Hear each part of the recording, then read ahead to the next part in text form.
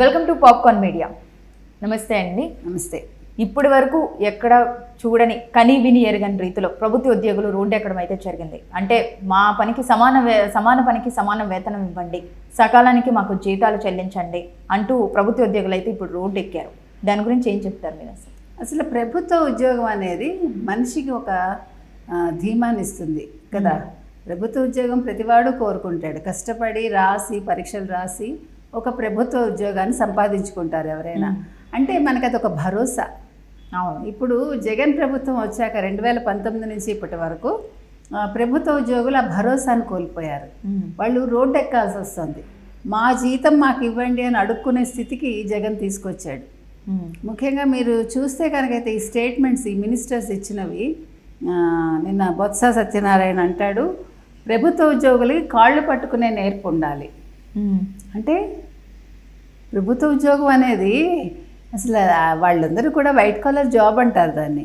అటువంటి white collar job చేసే వాళ్ళు కాళ్ళు ఎందుకు పట్టుకోవాలి? వాళ్ళు ఏమన్నా పనివాళ్లే పట్టుకోకూడదు, తప్పది.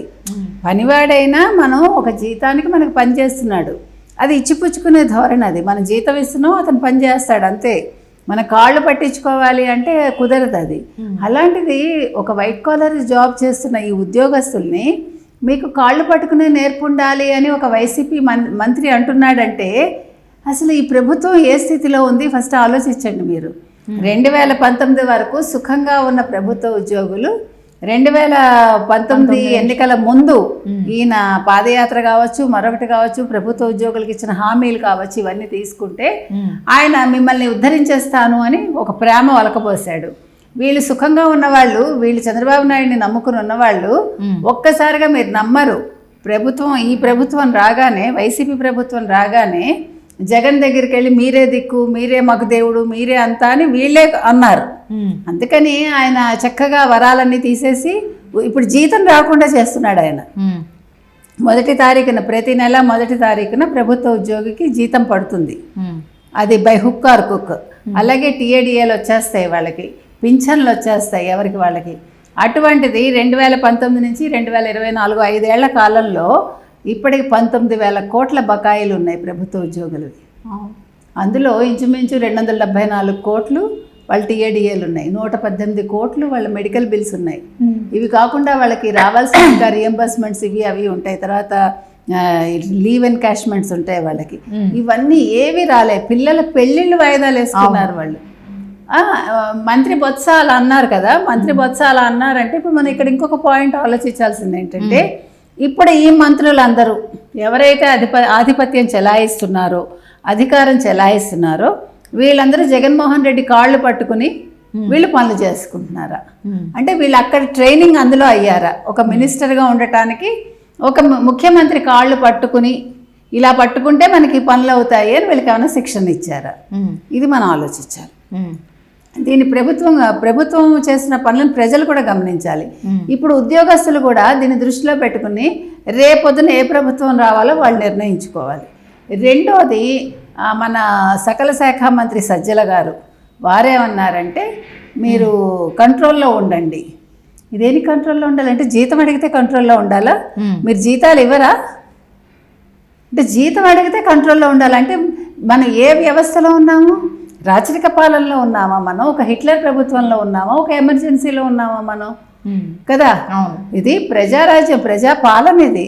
ఇలాంటి చోట్ల ఒక మినిస్టర్ కానివాడు, ఐఎమ్ సారీ మినిస్టర్ కాదు, మినిస్టర్ కాని వ్యక్తి, ఒక సలహాదారుగా ఉన్న పెద్ద మనిషి, ఈయన మీరు కంట్రోల్లో ఉండండి అండవేంటి? అంటే ఆయనకి ఎంత ఆధిపత్యం ఉంది, ఆయన ఎంత అజమాయిషీ చేస్తున్నాడు. షాడో ముఖ్యమంత్రి అని పేరు తెచ్చుకున్న పెద్ద మనిషి ఈ రకంగా చెప్తున్నాడు అంటే ఇది కూడా ప్రభుత్వ ఉద్యోగులు గమనించాలి. మూడవ అసలైన వ్యక్తి ఎవరంటే మన ఆర్థిక శాఖ మాత్యులు శ్రీ బుగ్గన రాజేంద్ర ప్రసాద్ గారు. వారేమన్నారంటే ఈ వచ్చిన డబ్బులు ప్రతి నెల వస్తాయి కదా, వీళ్ళు అప్పులు తెస్తారు కదా, ఈ అప్పు తెచ్చిన మనీ మీ జీతాలకు ఇస్తామా లేకపోతే ప్రజల సంక్షేమం కోసం మేము ఖర్చు పెడతామా అంటున్నాడు. ప్రజల సంక్షేమం కోసం ఖర్చు పెట్టాల్సిన బాధ్యత మీదే. దానికి మీరు సంపదను వృద్ధి చేసి ప్రభుత్వ పరంగా మీరు ఏం చేయాలో ఆలోచించి ఒక పరిశ్రమ తీసుకొచ్చి దాని ప్రకారం సంపద వచ్చాక మీరు ఐటీ కంపెనీలు పెట్టి ఉన్న కంపెనీలు పారిపోయేలా చేయకుండా చేస్తే డబ్బులు వాటంతటా వస్తాయి. అవేమీ లేకుండా మేము అమ్మకాలకు పెట్టేస్తాము, సెక్రటేరియట్ తాకట్టు పెడతాము, లేకపోతే మరో ప్రభుత్వ భూములు తాకట్టు పెడతాము, లేకపోతే అమ్మేస్తాము దొంగతనంగా అని వీళ్ళు డబ్బులు తీసుకొచ్చేసి ప్రతి నెల అప్పు తెచ్చి నువ్వు ఎంతకాలం ప్రభుత్వాన్ని నడుపుతావు? అంటే ప్రజలు ఏమైపోతారు రేపు పొద్దున్న? వాళ్ళకి తినటానికి అన్నం దొరకదు. మీకు ఒక అంటే చరిత్రలో జరిగిందే ఇది. అమ్మ ప్రజలకి రొట్టె దొరకట్లేదు తినటానికంటే ఒక బ్రిటిష్ మహారాణి లెట్ దెమ్ ఈట్ కేక్స్ అందుట. అంటే అంత వాళ్ళు పరదాల్లో ఉంటారనమాట, వాళ్ళకి వాస్తవాలు తెలియదు. ఆ రకంగా మన పరదా ముఖ్యమంత్రి గారు ఈ చేస్తున్న పనులు అన్నమాట ఇవి. ఈయనకి ఎంతసేపు వాళ్ళకి ఇచ్చేసామా మనం, ప్రజలకు కావాల్సిన సంక్షేమాలు ఇచ్చేస్తే, ఇప్పుడు 15,000 అమ్మఒడికి ఇచ్చేస్తాడు ఆయన, 15,000 ఇచ్చేస్తే అయిపోయిందా? ఆడవాళ్ళు కూడా ఆలోచించాలి. ఇవాళ 15,000 నీకు నెలకి ఇస్తున్నాడు, నీ పేరున వచ్చే డబ్బుని అంటే నీ భర్త తాగి అక్కడ ఇస్తాడు, లేదు మెడికల్ ఇప్పుడు ఈ వీళ్ళు హాస్పిటల్స్ లేకపోతే స్కూల్స్ వాళ్ళు మళ్ళీ ఆ డబ్బు వాళ్ళకి వెనక్కి సగమైనా ఇస్తాడు కదా, జగన్మోహన్ రెడ్డికి ఇస్తారు కదా. మీ డబ్బు ఎక్కడికి వెళ్తుంది మళ్ళా? ఇది అటు నుంచి ఇటు, ఇటు నుంచి అటు డబ్బు మారుతోంది, అంతే చేతులు మారుతోంది. నష్టపోతున్నది వీళ్ళే, ఆడవాళ్ళు కావచ్చు, అంటే ఆంధ్రప్రదేశ్లో ఐఎమ్ టాకింగ్ అబౌట్, లేకపోతే మగవాళ్ళు కావచ్చు, లేకపోతే ఇప్పుడు ఉద్యోగస్తులకు ఇంకా పెద్ద విషయం ఇది. దీని మీద వాళ్ళు ఆలోచించుకోవాలి.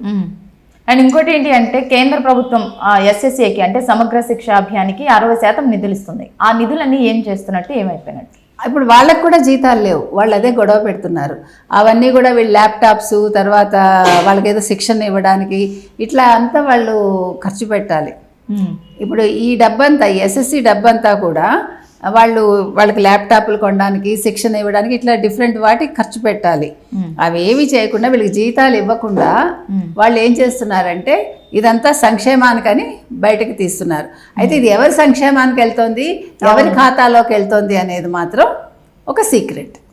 సీక్రెట్ అంటే అది అందరికీ తెలుసు, అంటే ఓపెన్ సీక్రెట్. అదే ఇట్స్ అన్ ఓపెన్ సీక్రెట్. మరి ఇప్పుడు తర్వాత వీళ్ళ ఈ ఉద్యోగుల పరిస్థితి ఏంటంటే, ఉద్యోగుల పరిస్థితి ఏంటంటే ఇప్పుడు ఈ చేసిన అప్పులని వాళ్ళు ఏమంటున్నారంటే ఇప్పుడు ఎక్స్ట్రా ఒక 300 కోట్లు రావాలి, తర్వాత వీళ్ళకి ఉద్యోగుల పరిస్థితి ఇందాక మీరు అన్నట్టు వాళ్ళకి PFలు ఇవన్నీ ఇవ్వకపోగా ప్లస్ పథకాలు కూడా వీళ్ళకు అనర్హులు అన్నట్టుగా చూపిస్తున్నారు. అన్నట్టు ఇక్కడ ఇది చెప్పుకుందాం. మీరు వాళ్ళకి PFలు ఇవి రావట్లేదు అన్నారు కదా, మీకు తెలుసో లేదో తమిళనాడులో స్టాలిన్ ప్రభుత్వం, DMK ప్రభుత్వం, అంతకుముందు ప్రభుత్వం ఏం చేశారంటే ఇప్పుడు టీచర్లు రిటైర్ అయిపోతారు కదా, ప్రొఫెసర్స్ వాళ్ళు, ఆ ప్రొఫెసర్స్ రిటైర్ అయిపోతే వాళ్ళకి ఇవన్నీ ఎమాల్యుమెంట్స్ అన్నీ ఇవ్వాలి.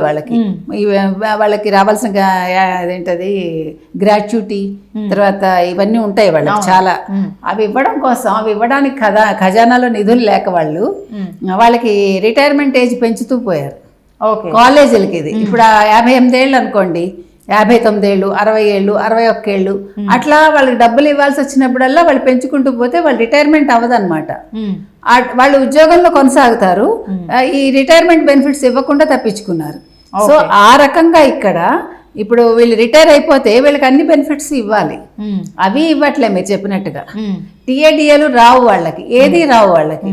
ఇవన్నీ కూడా ఏమంటున్నారంటే ఇప్పుడు ప్రభుత్వం ఏమందిటంటే మీకు ఇవన్నీ కూడా నెక్స్ట్ వచ్చే ప్రభుత్వం చూసుకుంటుంది అని మాట చెప్పారు అని మనకు ఒక విషయం బయటకు వచ్చింది. అంటే మేము రామసుమ అనేది వాళ్ళు ఆల్రెడీ వాళ్ళకి అర్థమైపోయింది. ఇప్పుడు అందుకనే ఎక్కడికక్కడ వాళ్ళు దాచుకుంటున్నారు శుభ్రంగా, ఎక్కడ డబ్బున్నా కూడా ముందు వాళ్ళ ఖాతాల్లోకి వెళ్ళిపోతున్నాయి. ప్రజల్ని బెదిరించి దండేసుకుంటున్నారు వీళ్ళు. ఉద్యోగులకేమో నోటి దగ్గర కూడు లేకుండా చేస్తున్నారు. ఇప్పుడు పెళ్లిళ్ళు చేసుకోలేక, పిల్లలకి పెళ్లిళ్ళు కావు, చదువులు పై చూసి ఆ PFల మీద ఎన్నో ఆశలు పెట్టుకుంటారు. దీనివల్ల ఎంతమంది ప్రాణాలు పోతున్నాయో, ఎంతమంది అనారోగ్యం పాలవుతున్నారో ఇవన్నీ కూడా ప్రభుత్వ ఉద్యోగులు గమనించి నెక్స్ట్ వాళ్ళ భవిష్యత్తు కోసం వాళ్ళు ఆలోచించి ఓటేస్తే బాగుంటుంది.